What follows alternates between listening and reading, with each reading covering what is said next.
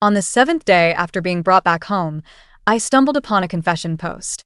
Actually, the year my parents adopted me, I knew the real daughter was also in the orphanage, but I didn't dare say it. I was afraid I'd lose my home and keep being bullied by the director. Now my parents favor me and treat her poorly. I feel very guilty. How should I make it up to her? In my past life, I discovered the poster was the fake daughter, and in despair, I dragged my crippled right leg to confront her. But that night, she couldn't handle the pressure and jumped. My parents blamed her death on me, lost control, and wanted me to pay with my life. Only my foster brother protected me. He took me away from home to live with him. Yet he refused to find me a doctor and tormented me every day. You drove Inging to her death.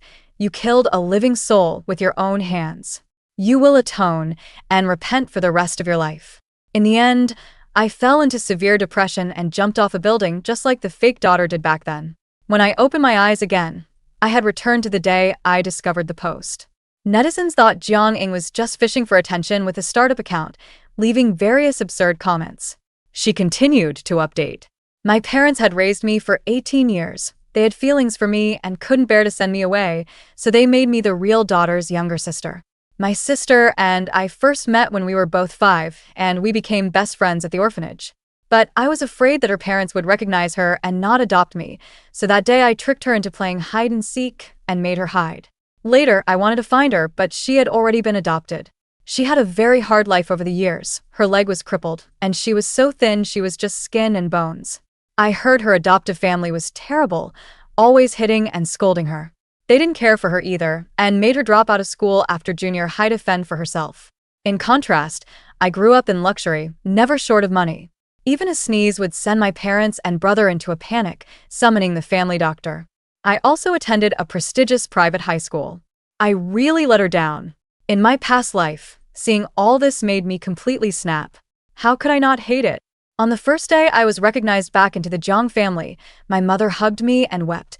My stern father's eyes turned red, and my adoptive brother Jiang Che gently patted my head. I should have been happy forever. But then Jiangming appeared. Wearing a beautiful dress, adorned with diamonds I had only ever seen in ads, she was all soft and fragrant. I instinctively looked down. At my right leg, crippled by my foster father's beatings, barely supporting my malnourished body. The bargain bin clothes that cost 9.9 yuan had a weird smell after being worn for a long time, and there were still black lint from the clothes in my fingernails. Why? She took over my life. I hate Jiang. She had changed so much that I didn't recognize her as Tuanchuan from the welfare home. After she got lost back then, I was sent there by a kind person. I didn't have enough to eat or wear. The director was very mean, but she was very good to Tuanchuan. Every time the director took Tuanchuan away to play a game and came back, she would have a bag of snacks. I also wanted snacks, so I asked her how to play the game. She said, "The game is not fun at all.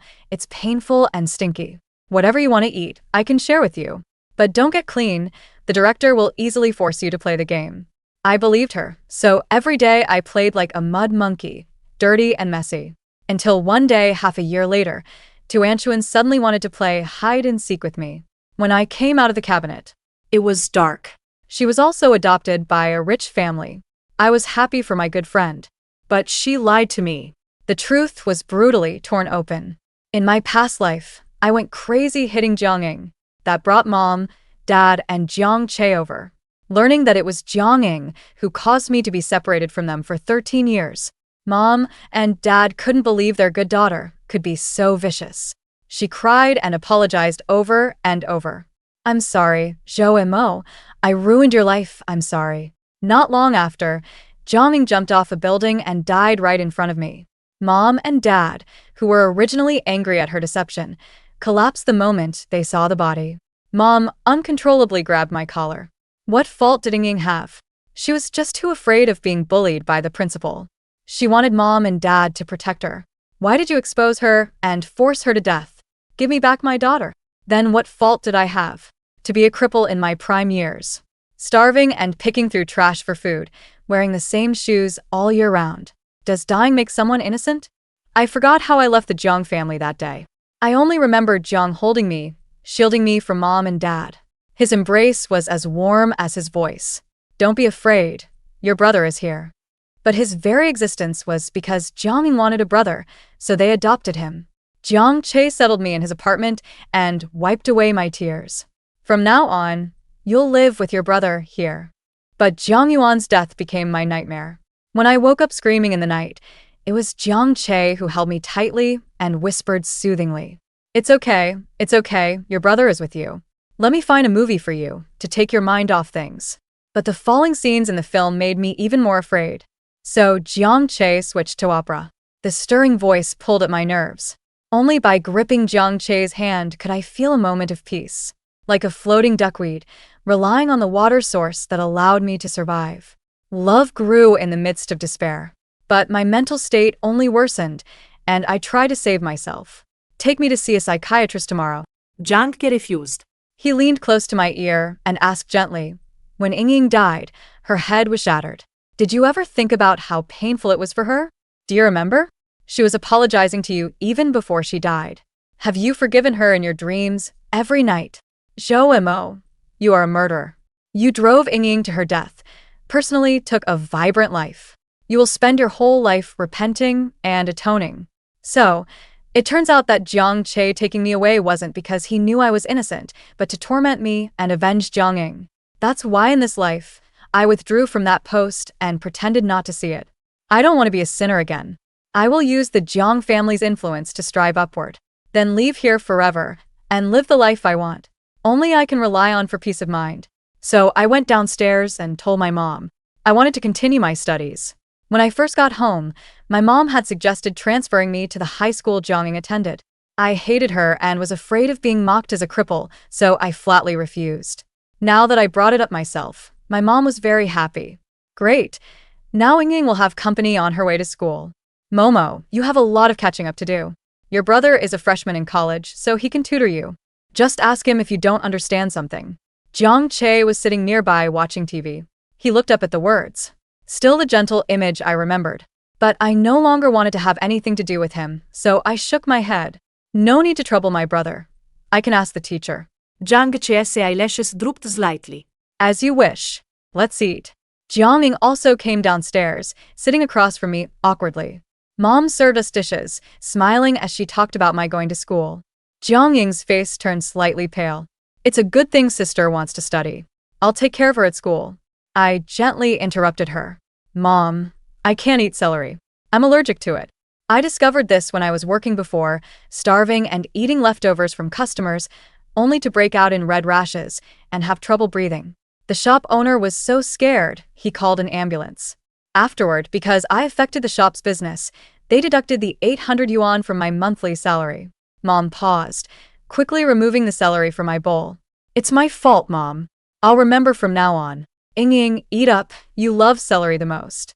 But she threw away that piece of celery and picked another one for Jiang Ying, as if my bowl was unclean. Mom then picked up a piece of fish, carefully deboned it, and teased Jiang Ying. After eating the celery, you have to take a bite of meat, otherwise it won't be the balanced meat and veggie combo you wanted. The love that should have been mine was all on Jiang Ying. Jiang Ying cautiously watched my reaction. I just wolfed down the meat. The fake beef I used to eat was soft and tasted like tofu, unlike this meat, tender, springy, and savory. I ate hurriedly. Suddenly, a spare rib appeared in my bowl. Jiang Che had put it there. The spare ribs are good too. Don't just eat the beef. I froze, not daring to touch it. Instinctively, I wondered if the rib was tainted. My nose felt hot. He quickly grabbed a tissue to wipe my nosebleed. Flustered, I stood up and backed away. The chair legs scraped against the floor with a harsh sound. Mom looked over, and I blurted out hastily, I'm full. As I ran upstairs, I heard Jiang Che's low instructions. Wang Ma, Momo seems to be suffering from internal heat. Make her some sweet soup to cool it down. That was the kind of considerate person Jiang Che was. After I came home, even though we had no feelings between us, he still cared about me. Whether I was getting used to living there, whether I was dressed warmly enough. That was why in my previous life, I never doubted that his kindness to me might be hiding hatred. But it didn't matter. In this world, Jiang Ying wouldn't die. And I wouldn't lose my mind and jump off a building. The enrollment procedures were quickly completed. On Monday morning, I was going to school with Jiang Ying. She came to my room. Jiang Ying was holding an orange bag, which contained a backpack. When I worked part-time delivering food, I had seen customers carrying one like that, called Hermes, very expensive. Sister, your school bag is a bit small. There's a lot of high school coursework, so it won't fit everything. This one is new. I'm giving it to you. From the day I came back, Jiang kept finding excuses to give me expensive gifts. I thought she was showing off and refused them coldly, every time. Now, I realize it was her way of compensating for taking my identity. This time, I accepted without hesitation, calculating how much I could sell it for. After all, money doesn't lie. Seeing that I didn't refuse, Jiang Ying's steps were noticeably lighter as she left. I took the bag and went downstairs, ready to head to school. Passing through the living room, my mother suddenly stopped me. Momo, do you like Hermes too? If you do, Mom can buy it for you, but you can't steal. She cleared her throat, then softened her words. You can't take Ying's bag. I froze. She gave it to me. Impossible. Ying treasures that limited edition the most. She can't even bear to use it normally. Once when I joked about giving it away, she burst into tears. Just then, Jiang Ying came down and, hearing my mother's words, quickly admitted, I gave it to my sister. My mother didn't understand. Didn't you really like this bag? Jiang Ying stammered, afraid to tell the truth. But it made Mom misunderstand that I had bullied her, and her face darkened. Just then, Jiang Che walked over. She really gave it to you. I heard everything upstairs. Jiang Ying quickly nodded. Yes, my brother can vouch for me. But Jiang Che had been downstairs with Mom the whole time. Mom sighed. You two siblings are too soft-hearted. Let's just drop it. The matter was brushed aside lightly, and I became a thief who could never be cleared. I clenched my hands and didn't bother explaining further. Mom wouldn't believe me. They were Jiang Ying's family. No matter what I did, it was wrong. Why say more? I turned around and found a secondhand shop. Sold the bag. A 7-figure sum, a number I could never earn even if I worked myself to death. Worth being treated like a thief. School wasn't as terrible as I had imagined. My classmates knew I was lame and were very considerate.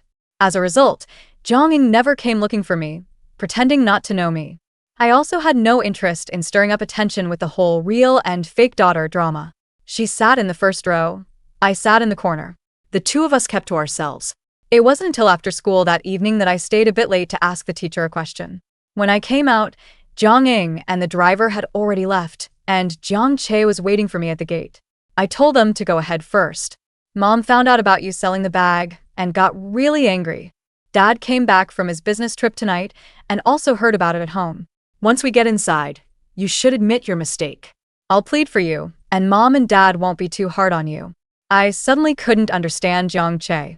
Given his personality, he should have scolded me like our parents for selling Jiang Ying's bag and absolutely wouldn't help me think of a way out. Could it be that he also reincarnated? Jiang Che reached out to take my backpack, but I dodged instinctively. I know. I still need to buy some stationery. You go ahead, brother. I can take a taxi home myself. After saying that, I limped away, regardless of whether he had reincarnated or not. In this life, he protects his sister and I walk my own path, no more ties. When I got home, Mom and Dad's expressions were not good, and the backpack was placed in front of them. Jiang Ying sat obediently to the side, with a somewhat guilty look in her eyes when she saw me. I didn't know her compensation would stir up so much trouble. Mom was the first to scold me. Zhou and Mo, your brother and Ying covered for you by lying earlier, so I didn't expose you for stealing, but how could you sell it? This is Ying's most treasured item. If I hadn't seen it in the store and bought it back, Ying would be heartbroken again because of you. Dad threw down a card and said coldly, the Jiang family isn't so poor that we need to sell bags. If word gets out, people will think we mistreat our own daughter. From now on, your allowance will go on this card. Don't let it happen again, but you must apologize to Ying for this. You were wrong. I don't know how much is in the card now. Either apologize, get the card, and let it go, or blow up and expose Jiang Ying to clear my name. It seemed like no matter what I chose, I would end up wronged. So I chose. I'm sorry, Jiang Ying. I shouldn't have stolen your bag and sold it. I lowered my head, my back slightly bent. I picked up the card. Dignity and pride had long vanished when I was poor. What use was a clear name? When I was starving with an aching stomach, couldn't afford tuition, and dreaded getting sick, those things were worthless. Money and studying hard to build my future. That's what really matters. My attitude was sincere, and my parents' expression softened. Admitting your mistake is enough. You two sisters should get along well from now on and not let this create a rift between you. Jiang grew restless, not even daring to look at me, and ran upstairs on some excuse. Mom picked up her bag and went after her. Ying, don't be upset. Mom checked for you. Your bag isn't dirty or damaged at all. Tomorrow, Mom will buy you a new one to make up for it, okay? Her voice faded into the distance. Calmly, I linked my bank card and checked the balance. It was even more than what I'd made from selling my bags. No loss. Once I graduate high school and get into college, I can move out of the Jiang family and live on my own. As I was about to return to my room, Jiang Che blocked my way. You clearly weren't in the wrong, so why apologize? You have the right to do whatever you want with your things. I reminded him softly. Brother, you were the first person to make me admit a mistake. Jiang Che stiffened, pressing his lips together without a word. Just as I was closing the door, he suddenly asked me, Mamamo, do you hate your brother that much? You always seem to be avoiding me. No. I just want to keep my distance from you. I closed the door. Jiang Che's face disappeared from my sight. Because of the bag incident, Jiang felt even more guilty toward me. I didn't blame her or act sarcastic. I just used that guilt to make her tutor me every day. I had missed too many classes. Compared to Jiang Che, I'd rather choose Jiang. At least when I'm with her, I'm not afraid. Days and nights of grinding through problems and studying. Before I knew it, it was the senior year exams. I wasn't sure what this year and more of hard work would bring, but I had to try. With continuous late nights and all-nighters, my condition during the college entrance exam wasn't good. My head felt groggy and heavy. I endured until the last exam, then blood gushed from my nose with an indescribable pain.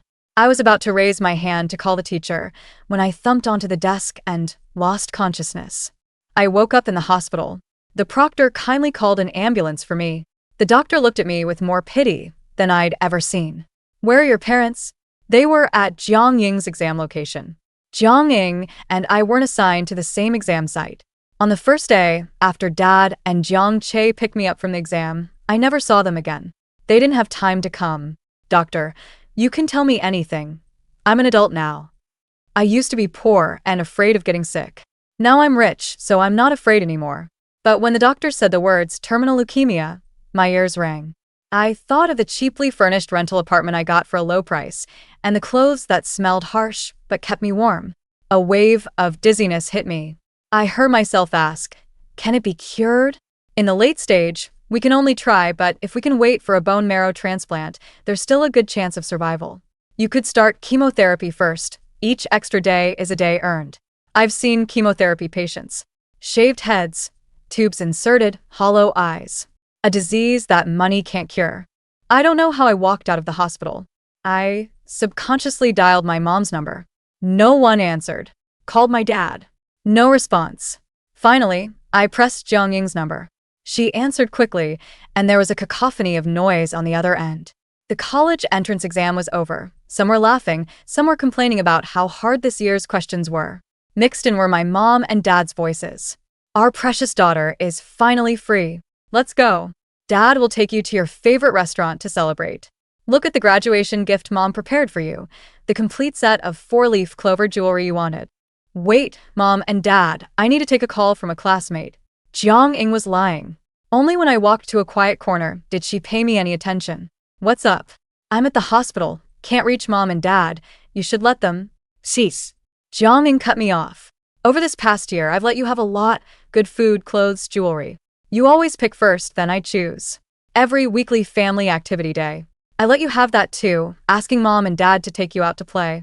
But today isn't just our college entrance exam, it's also my coming-of-age ceremony. It's really important. Can you let me have Mom and Dad for just one day? I know you're at the exam center. You don't need to lie to me. I'm begging you. Click, the call ended. Jiang Ying is an orphan. She doesn't have a real birthday. She uses mine. I tried calling again, but it said the number was out of service. Mom and Dad didn't call me back either. It was like they had forgotten me. The tears I'd been holding back suddenly streamed down. I stared blankly at the only 4 contacts in my address book, until Jiang Ying updated her moments. She was sitting between Mom and Dad, wearing a birthday hat, smiling so happily. Jiang Che stood behind them. I raised my arms and hugged my parents' shoulders. The caption was just 4 short words: "Happy birthday." It turned out that 3 hours and 15 minutes had passed. Not a single second did they think of me.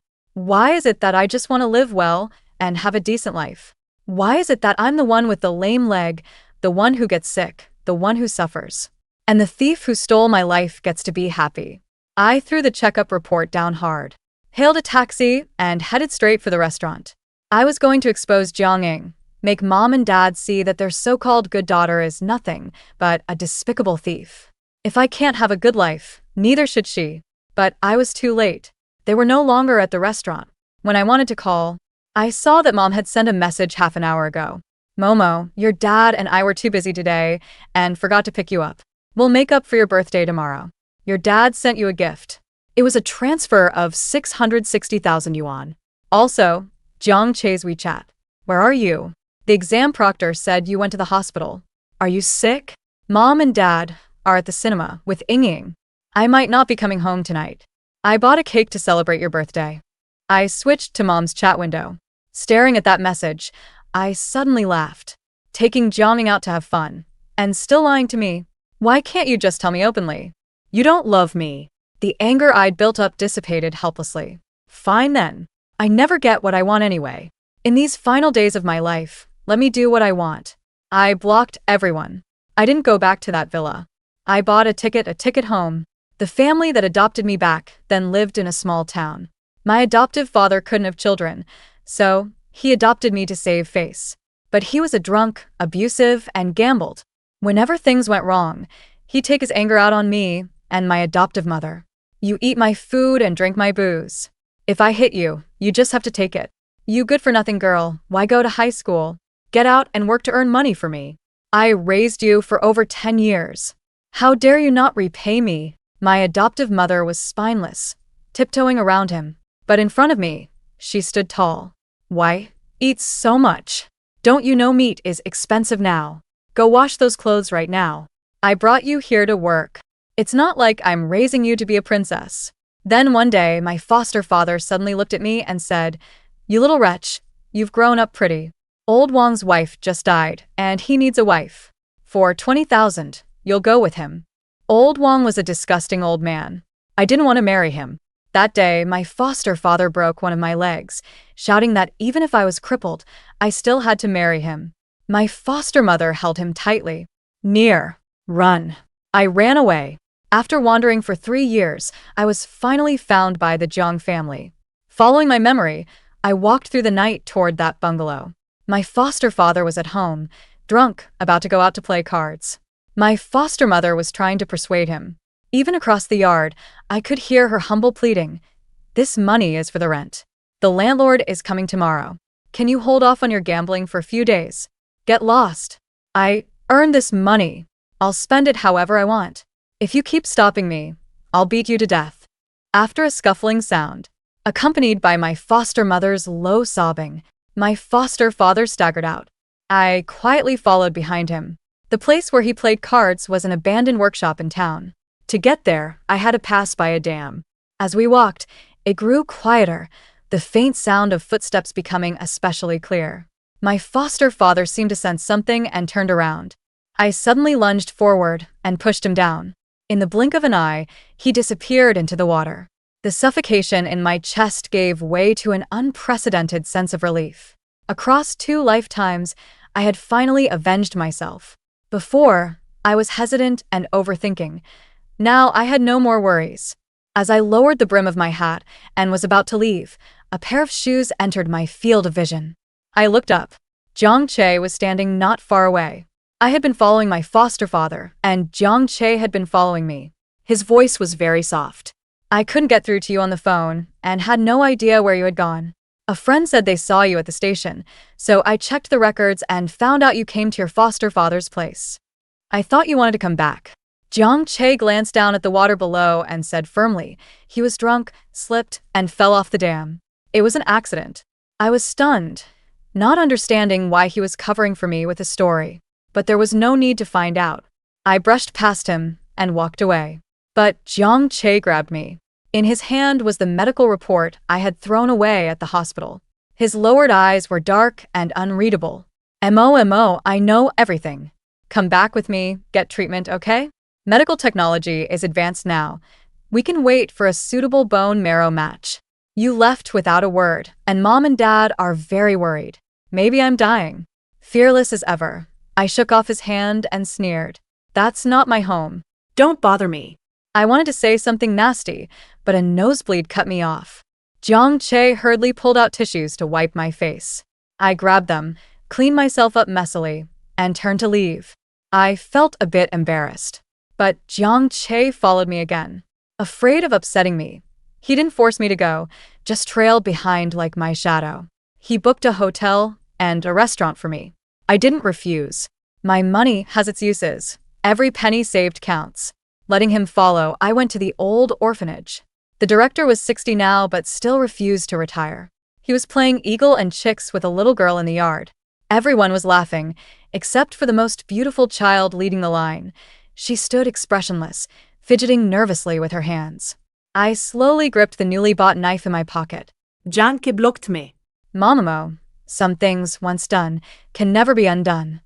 I simply sidestepped him and lunged at the dean as fast as I could. I swung the knife down hard. "Castrate him. In this life, he can never harm anyone again, and I've done a good deed before I die."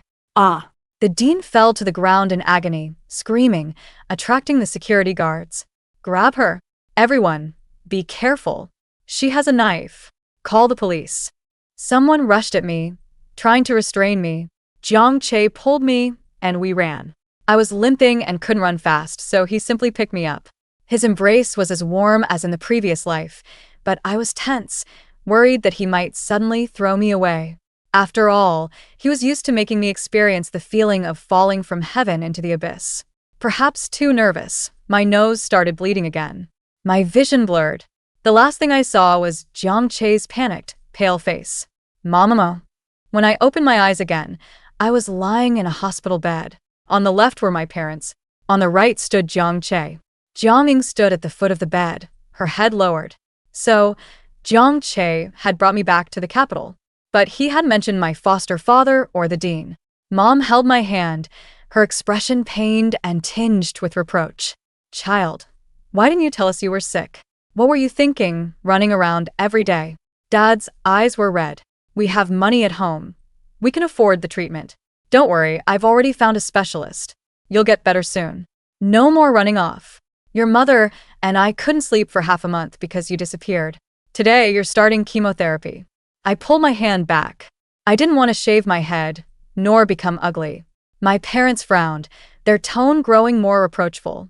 "What's the use of looking good at a time like this? Which matters more, your life or your hair? You need chemotherapy to wait for a bone marrow match. Mom can buy you a wig. Don't be stubborn. Learn from your sister and be sensible." When she finished, Mom pursed her lips, as if regretting her words. I was used to it. I'd heard those same words in my past life. In the first few days after coming home, I hated Jiang Ying and deliberately threw tantrums to vent my discontent. My parents often made me learn from her obedience. Jiang Che beside me rubbed his temples. "Mom, Dad, please go out first. Let me talk to Momo. She's sick now, so don't scold her anymore. Ying, you should leave too." But Jiang Ying didn't move, her hands trembling as she clutched the hem of her clothes, muttering to herself. I'm not obedient at all. It was me who hung up on my sister's call that day. I thought she was lying to trick me, trying to get Mom and Dad to celebrate her birthday. Her voice was very soft, and her parents didn't catch it. "Ying, what are you saying?" I said. "I'm a despicable thief. It's me who made Zhou and Mo like this.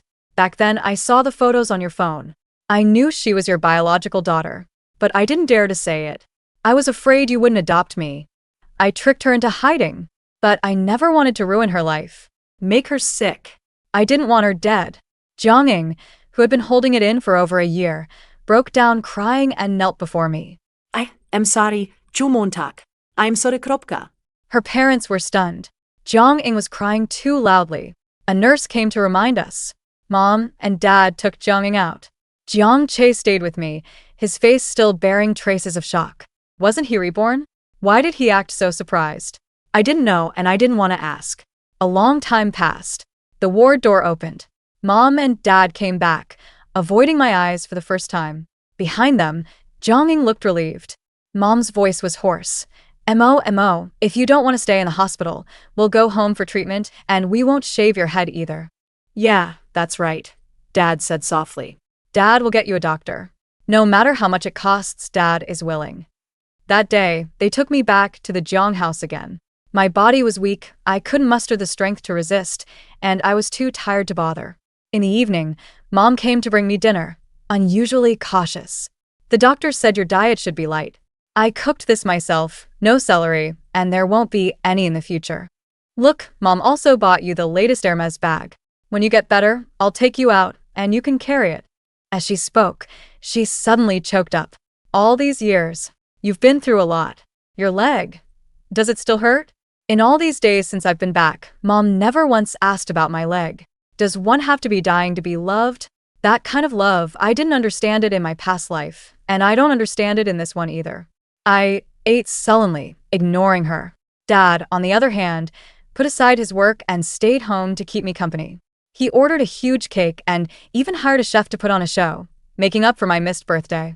Mamamo, whatever wish you have, Dad will make it come true. I want to live a long life. Dad froze, tears welling up visibly in his eyes. Mom and Jiang Che also turned away, as if they were crying. Only I was smiling, as though I were watching a farce. The only pity was that I didn't know how well I'd done on the college entrance exam. That night, Jiangming came to my room. Over the past week, Mom and Dad had been deliberately or inadvertently ignoring her, putting her in an awkward position. But Jiangming showed no regret. She placed the safety charm by my pillow. I got this for you. I hear it's really effective, can bring good health. I'm sorry, sister. Back then I lied to you. I stole your identity, kept you from reuniting with your family, and made you suffer for over a decade. I owe you a formal apology. Just as she was about to say something else, I raised my hand to silence her. I will never forgive you. Get out. She really was forced into it. But there was a way that could have worked for both of us. I could have had Mom and Dad adopt her too. Why did she have to sacrifice me? The moment Jiang Ying left with a pale face, I caught sight of Jiang Che in the hallway. He wanted to come in, but seemed afraid to see me so weak, hesitating at the door. I didn't call him either. I let the door close. My health is getting worse and worse. It was discovered too late. Regular treatment no longer works. The doctor said even chemotherapy would just be pointless suffering. I'm afraid I won't find a matching bone marrow donor in time. Mom, Dad, and Jiangming cried for a long time. Jiang Che was crying too. I don't understand what he was crying about. In my past life, he watched me suffer and smiled more gently than anyone. Even more ridiculous, the whole family started praying to gods and Buddhas, begging for a miracle to happen. Everyone wanted me to get better. Only I held no hope at all. Hope's dashed too many times. Without hope, there's no disappointment. Watching helplessly as my skin rotted. When Mom brought me meals, her eyes were always red and swollen. I'm sorry, Momo. Mom didn't know it was Jiang Ying who made you leave home for over a decade. You could have avoided all this. It was your father and I who were at fault. We didn't protect you back then, and we let you get lost. Her forehead pressed against my palm as she confessed. So, if I can't go home, it has nothing to do with Jiang Ying, and my suffering is just what I deserve? I'm too tired. No strength left to question Mom. I listened to her endless apologies. Dad came to apologize too, as if each additional sorry could buy me another second of life. But I felt my body giving out. For the first time since falling ill, I dressed up carefully. Putting on all my beautiful, expensive clothes, I stumbled out of the room. Mom and Dad went to look for new specialists. Jiang Che ran off to the hospital again to ask about bone marrow. Jiang Ying stopped me. Sis, you can't go out. The doctor ordered bed rest. The first time I didn't leave, I lost my home. Do you still want me to hide? Jiang Ying instantly lost the courage to stop me. I limped out, only to realize it was already winter, snow falling outside. I wandered aimlessly. Suddenly, I heard a cat meow. A little calico cat was hiding in the bushes, shivering. It was so small, maybe only 4 or 5 months old. I took off my thickest coat and wrapped it around the cat. I had no strength left to walk. I sat on the ground, holding the nearly frozen kitten. Should I name you Bitterfree? Or Happiness? These were the names I wanted to give. The kitten meowed, as if answering me. I smiled and patted its head. Then, I fell asleep in the first winter night of the year. By the time Mr. and Mrs. Jiang and their family found Zhou, her eyes were closed, her face smeared with blood, like the little calico kitten she held, which was kneading in her arms. Mrs. Jiang's legs gave way instantly. She almost crawled to Zhou's side. Mo, your parents have found a doctor who can cure you. Open your eyes and look at Mom, please. Father Jiang didn't know how much strength he used, but he walked over and tried to carry Zhou on his back. It's cold outside. Dad will take you home. Even though Zhou was so thin she weighed less than 100 jin. But Father Jiang tried several times and couldn't lift her. Jiang quickly reached out. Dad, let me help you. Get lost. Don't touch my daughter. Father Jiang suddenly slapped Jiang Ying's hand away. If you hadn't deceived us back then, how would my daughter have been wandering outside for over 10 years? And now she's got leukemia. It's all your fault. Father Jiang and Mother Jiang finally found an outlet for their anger. The hands that once cared for Jiang Ying became weapons to attack her. What did Mo do wrong? She just wanted to come home. Why didn't you tell us the truth? Give us back our daughter. You jinx. Give me back my daughter. Watching the scene, Jiang Che felt a strong sense of déjà vu, and a sharp pain shot through his head. For some reason, ever since Zhou was brought home, every time he saw her, strange images flashed through his mind. Sometimes it was Zhou crying in his arms. Sometimes it was Zhou begging him. But in that scene, his gentleness towards Zhou felt cold. He couldn't find the reason, but inexplicably felt a sense of guilt towards her. Guilty to the point of wanting to protect her, not allowing anyone to harm her. So, he lied to help her out of trouble regarding that bag. After seeing her kill her foster father, his first thought was to think of reasons to exonerate her. When he discovered she was about to make a move on the director, his first reaction was that she must not be in trouble. He couldn't bear to see her face growing thinner. Knowing the hospital had no bone marrow and his parents' bodies could no longer withstand a transplant, he chose to get tested for a match. But no miracle happened. His bone marrow could not be given to Zhou. So he searched everywhere for someone, trying to keep that pitiful her alive. He didn't understand why he so desperately wanted her to survive. Now he understood. In a previous life, he owed Zhou a life. Zhang's father and mother turned gray overnight. On the day they tearfully sent Zhou's body to be cremated, the officer came to their door. The director's child molestation was discovered. Although Zhou had done a good deed, but she had actively committed the assault, which was intentional harm, so she had to bear responsibility. However, because the person had died, the matter was dropped. Jiang Ying left the Jiang family. When leaving, she took nothing with her, only the kitten that Zhou had saved. Following the note left in Zhou's pocket, Jiang Che donated all her money to a charity for helping children. When ordering the tombstone, Jiang Che stopped Zhang's mother. Don't engrave Jiang Montag, engrave Zhu Montag. Her name is Zhou. Jiang Che still remembers the first time he met Zhou and curiously asked her, I heard you were adopted, but your adoptive parents aren't surnamed Zhou either, so why are you called Zhou? Zhou scratched her hair. Because weekends are good days, more customers come to eat at the restaurant. The boss earns more, and then he'll raise my salary. There will also be more people ordering takeout on weekends, so I can earn a lot more money. Everyone likes weekends. She suddenly laughed, a bit shy, but writing it as weekend seemed a bit unsuitable for me. So I changed it to Mo. I don't take anyone's surname. I have my own surname. Therefore, her tombstone should read Zhou. After Zhou was buried, Zhang's father and mother's health also collapsed, and they had to take medicine every day. Jiang Che ignored them. Instead, he went to the apartment where he had lived with Zhou in his past life. In truth, he knew that Jiang Ying's death had nothing to do with Zhou. He just couldn't face it. He had fallen in love with someone his foster parents hated. That person had made him lose the little sister he had watched grow up. Hatred had blinded his heart. It wasn't until Zhou collapsed and jumped from the building that he realized how terribly wrong he had been. He owed Zhou. It was the Jiang family, Jiang Ying, who owed her. She had never been at fault from the beginning. So, Jiang Che calmly opened the window. From the 17th floor, he leaped down. Mo, don't be afraid. Big brother will die with you. The end.